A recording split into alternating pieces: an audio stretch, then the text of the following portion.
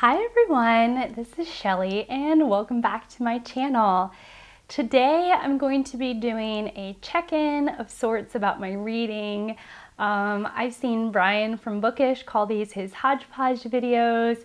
I see Wednesday reads as like a movement in the booktube community, and I've also seen Friday reads. But we're going to get into my schedule in just a second. But today is a check-in on how is my reading going this month and what can you expect from my channel in the future, things like that. Okay, so let's go ahead and get started. So one of the things that's come up a couple of different times is my last name. I realized that I haven't said my last name on camera yet. So my last name is Swearingen. My name is Shelly Swearingen. And there are two ways that you can remember this. So if you've seen the HBO show Deadwood, the main character in that show is Al Swearingen, and we do share that last name with him. So if you've watched Deadwood, just think of Al Swearingen and you will know how to pronounce my last name. Otherwise, when I was a teacher, the way that I would tell my students how to say my name or to remember my name is, think of a girl whose name was Jen and she had a bad habit of swearing. So what they called her was Swearing Jen. So those are two little ways that can maybe help you remember how to pronounce my last name. I actually have some notes here because I wanted to talk about what you can expect from my channel in the future, and then I wanted to talk a little bit about my books, the books that I've been reading. So I've been trying to figure out a way to, I've been thinking about a way to fit booktube into my life without making it so big, because I want to do booktube all the time, and yet that's not really practical for my life. So I figured if I come up with a schedule that might help me sort of keep everything in place, and I could still do the things that my life calls for me to do, and I can still do this bit of fun here on booktube, because I've really been enjoying it on here. So my schedule, I've been thinking, is Tag Tuesday. I really want to participate in Tag Tuesday. I think it's really important for our booktube community. We all seem to love tags, and I'm no different. And so I've been wanting to, I just want to keep that as a consistent. So Tuesdays is Tag Tuesday on my channel. Next is Saturdays. So I figured Saturdays would be either check-ins or chats about books, or a what's cheering me up right now video, or a fake crate. So Saturday you'll get a mix of things. I do want to check in about my reading once a month, but that check-in is going to be throughout. It could happen in the first week, it could happen in the last week, and I'll clearly mark those as check-ins.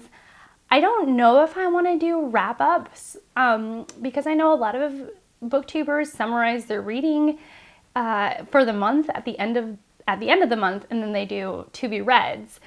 But I'm not a TBR person. I like to set the list. I like to pick the books, but oftentimes I don't follow through with the reads. So I actually don't know how often I want to do TBRs on my channel. And oftentimes I'm the kind of person that can feel the cadence of a monthly wrap-up or a monthly obligation, and I want it to be a little more fluid on my channel. That's just how I am, that's how I operate. So I was thinking that I could check in about my reading once a month, but that once a month is flexible. That's what's gonna work for me. Okay, and then on Thursdays is my bonus video. So if I do have an extra video, I'm going to post it on Thursdays, and those are going to be book reviews or series reviews, maybe an author review. So it'll be kind of like a review Thursday, and those are going to be my bonus videos. So that's what you can expect from my channel in the future, is a Tuesday tag, a Saturday hodgepodge. Can I borrow that from you, Brian? A Saturday hodgepodge of whatever I feel like filming. And then Thursdays, a dedicated review to a book or a series of books or maybe an author. So that's what you'll see from my channel going forward. Okay, so let's get into what I've read so far this month. It's been a weird month because, as I've mentioned, I love this booktube thing. It's been really fun. I've really been enjoying it, but it means that during the times when I normally get to read, I've been pushing that off and playing with cameras and videos and making lists and doing tags. So I have been trying this week to calibrate my schedule so that I can do everything I want, as if there is enough hours in the day to do exactly what I want. But there isn't. I have to constantly pick and choose and prioritize. But anyways, I've been working out to figure out how to fit in everything that I want, along with my reading and my obligations as a mother and a wife and a person. Okay, so anyways, it's been interesting. Okay, so the first book that I read was Somerset Maugham's Up at the Villa. This was an excellent read. I thought it was super funny. It's about the character of Mary, who is recently widowed, and she's at this crossroads in her life where she can choose, where she has this opportunity to choose from a variety of different partners, and her choice is really going to really affect her life in the future, as you can imagine. So one partner is the safe option, wealthy, older man. The second option is a charismatic, sort of ruffian, not a great guy, you know, he's got a bad rap. And the third guy is a total wild card. And the book actually takes place over one night, which is cool. Bob the Booker did a whole video about books that take place over one day. And this one can be added to his list. And it really reminded me of a screwball comedy. Screwball comedies rose in popularity, I believe, in the 40s. It was a type of movie that dealt with male-female relationships, and the movie The Apartment was was sort of the classic and most popular screwball comedy of its time. And that's what this really reminded me of. It reminded me of a screwball comedy movie, but in a book form. And I really liked it. I thought it was funny. Maugham's writing is a delight. And it was a really quick read, and it actually made me want to read more of Maugham's work. So I guess that's a good thing. I would highly recommend this. Very quick read and really just really enjoyable. Okay, the second book I finished was, see, I'm following my TBR so far, and then you'll see that I deviate in a minute. Okay, so the next one I read was Less. This book was really good. It was a good book. Andrew Sean Greer is a really good writer. It's about the character of Arthur Less, who is dealing with heartbreak in his life. And the way he decides to deal with his heartbreak is to go on a world adventure.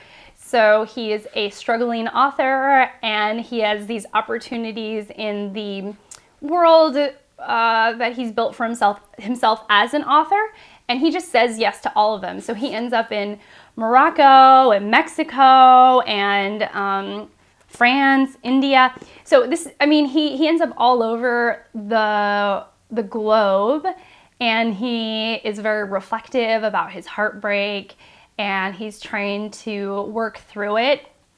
And this was really good. It was just a solid book, kind of a love story, which I am partial to. I love stories. I'm a sucker for those.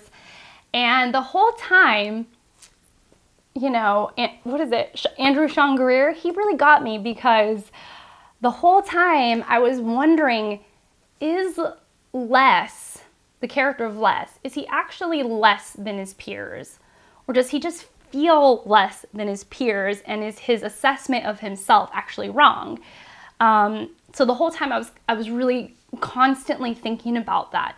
Like, is he just down on himself, or is he actually less talented, less smart, less charismatic than he thinks he is? I mean, than his peers, rather, because he's constantly comparing himself to others and being really kind of down on himself. Anyways, that's not a very good sell of the book, but I thought this was a solid read. It was pretty good. Then on my Kindle, I'm reading Robin Hobb's Assassin's Apprentice. I haven't finished it. It's one of those books that I read at night when I'm sleepy and then I'll fall asleep. I like the book. I think it's going well. I'm about 2/3 the way through, and I really want to wrap it up soon because I've been reading it all month long. It's good. I don't know if fantasy writing is really my reading genre. Yeah, I don't know if it's for me. I will definitely finish the book, but I don't know if I'll go back to this series.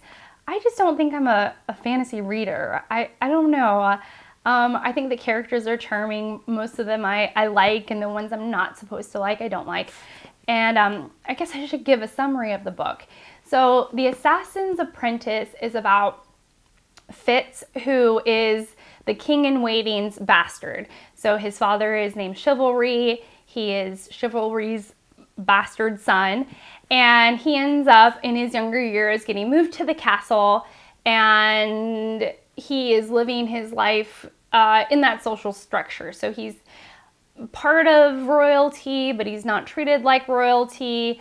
And it's really about his journey, living in this world as the bastard of the prince, and his struggles as that. And of course, it's an adventure story. It's fantasy, so there's fantastical things that happen along the way.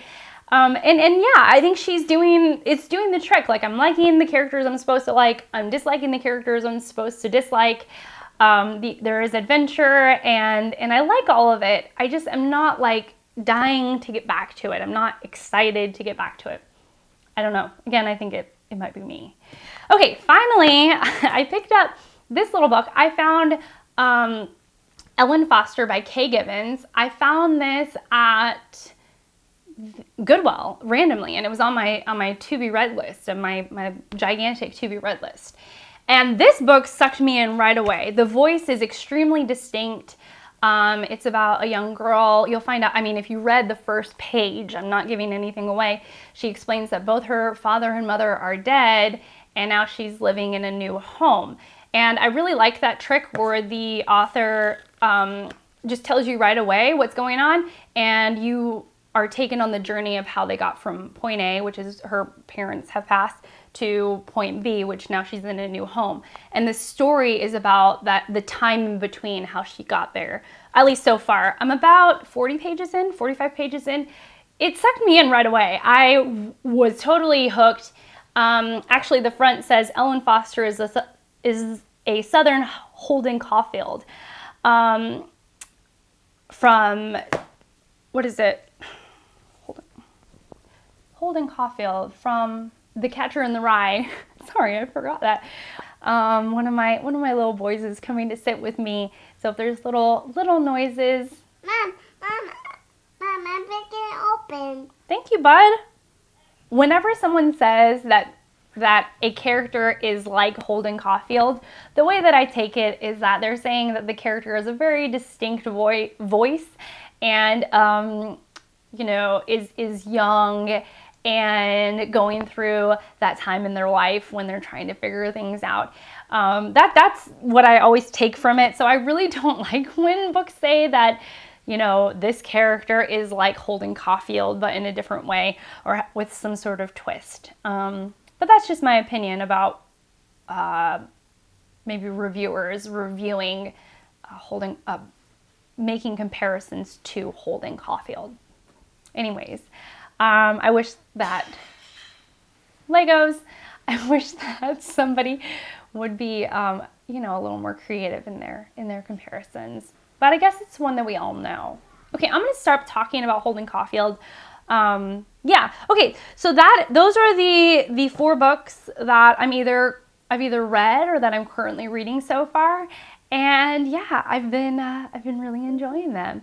So thank you so much for being here. Thank you for spending this time with me. I just have been really loving BookTube, and I've been loving the community and all of the interactions and all of the videos and my growing TBR.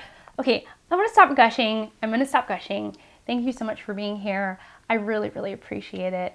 And I will see you in my next one. Bye.